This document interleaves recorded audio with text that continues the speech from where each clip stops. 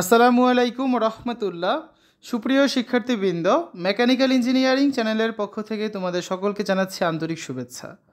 এই ভিডিওটা তৈরি করছি নবম শ্রেণীর শিক্ষার্থীদের জন্য। 2025 সালের নবম শ্রেণীর ইংরেজি বইয়ের 37 পৃষ্ঠার সমাধান নিয়ে আজকে আলোচনা করব। Class 9 English first paper, unit 3 past times, lesson 5 past times vary, page 37, activity C.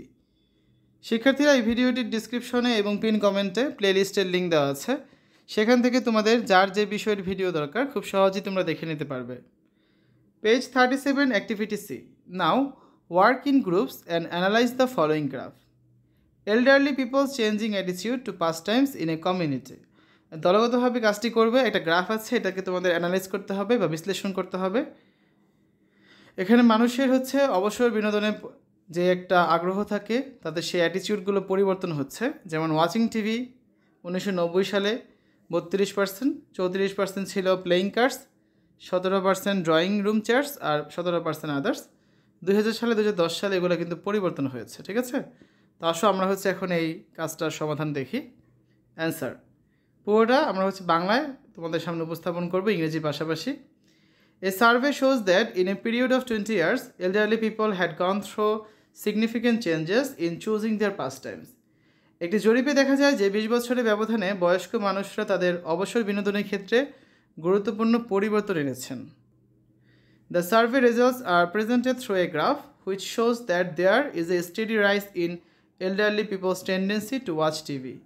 জরিপের ফলাফল একটি লেখচিত্রের মাধ্যমে উপস্থাপন করা হয়েছে, যেখানে দেখা যায় যে বয়স্ক মানুষের টিভি দেখার প্রবণতা ক্রমাগত বৃদ্ধি পেয়েছে। এই যে খেয়াল করো, 32%, 41%, 49% ক্রমাগত বৃদ্ধি পেয়েছে। ঠিক আছে।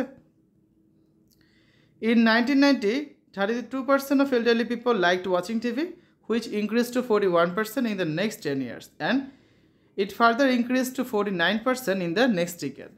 1990 সালে 32% মানুষ টিভি দেখা পছন্দ করত, বয়স্ক মানুষ, যা পরবর্তী 10 বছরে বেড়ে 41% হয় এবং তার পরের দশকে আরও বেড়ে 49%-এ পৌঁছায়।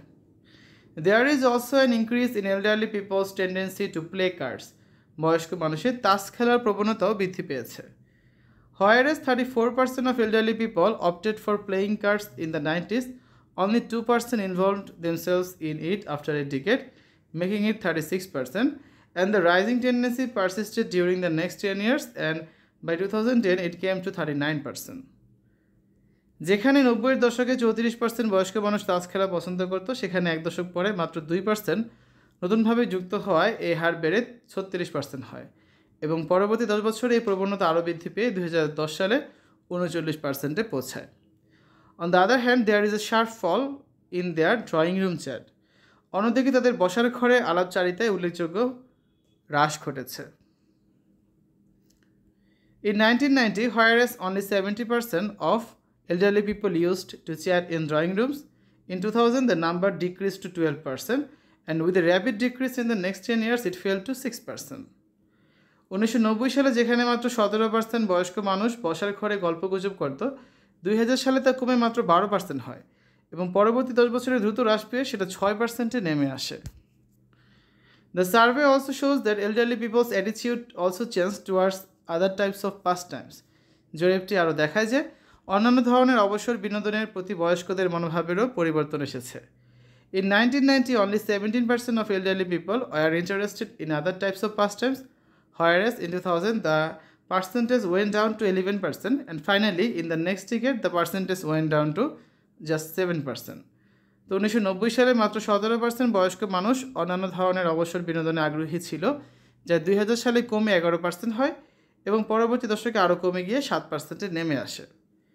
It is a clear indication that with the passage of time, people are losing interest in outdoor pastimes. এটি স্পষ্টভাবে ইঙ্গিত করে যে সময়ের সাথে সাথে মানুষ ঘরের বাইরের অবসর বিনোদনের প্রতি আগ্রহ হারিয়ে ফেলছে। তো এই অ্যাক্টিভিটি সি এর সমাধান।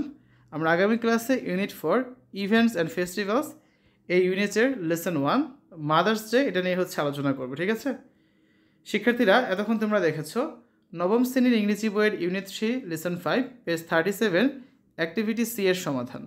আশা করি আজকের এই ভিডিওটি তোমাদের কাছে ভালো লেগেছে। আমাদের চ্যানেলের অন্যান্য ভিডিওগুলো দেখার আমন্ত্রণ জানিয়ে আজ এখানে বিদায় নিচ্ছি। আল্লাহ হাফেজ।